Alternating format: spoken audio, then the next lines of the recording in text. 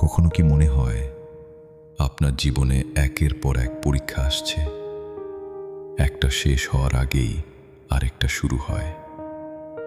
আপনি চেষ্টা করেন, দোয়া করেন, তবুও সব কিছু কঠিন হয়ে যায়। কিন্তু একটা প্রশ্ন, যদি এই কষ্টগুলো আল্লাহর পরিকল্পনার অংশ হয়? মানুষ কেন কষ্ট পায়? অনেক মানুষ কষ্ট এলে ভাবে, আল্লাহ কি আমাকে শাস্তি দিচ্ছেন? কেউ ভাবে, আমি কি ভুলে গেছি আল্লাহকে? কিন্তু সত্য হলো, প্রতিটি কষ্ট শাস্তি নয়, কখনো কখনো এটা প্রস্তুতি। কুরআনে আল্লাহ বলেন, আমি অবশ্যই তোমাদের পরীক্ষা করব ভয়, ক্ষুধা এবং সম্পদের ক্ষতি দিয়ে। তারপর আল্লাহ বলেন, সবুরকারীদের সুসংবাদ দাও। অর্থাৎ পরীক্ষা মানেই শেষ নয়, পরীক্ষা মানেই একটা বড় পুরস্কারের শুরু।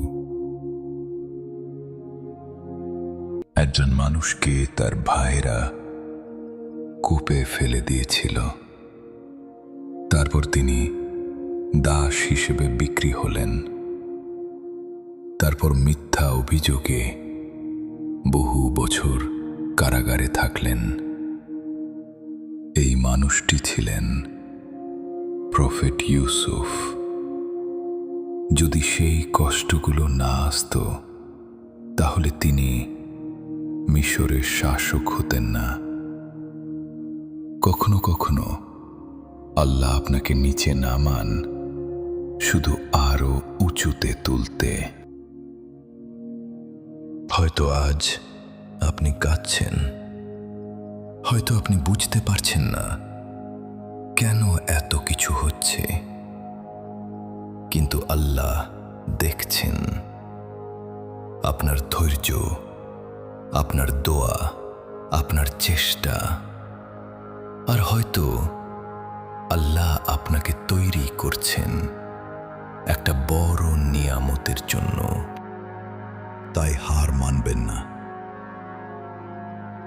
কারণ আল্লাহ যখন কারো জীবন বদলাতে চান, তখন তিনি আগে তার ঈমানকে শক্ত করেন। আজকের কষ্ট হয়তো আগামীকালের সবচেয়ে বড় রহমত।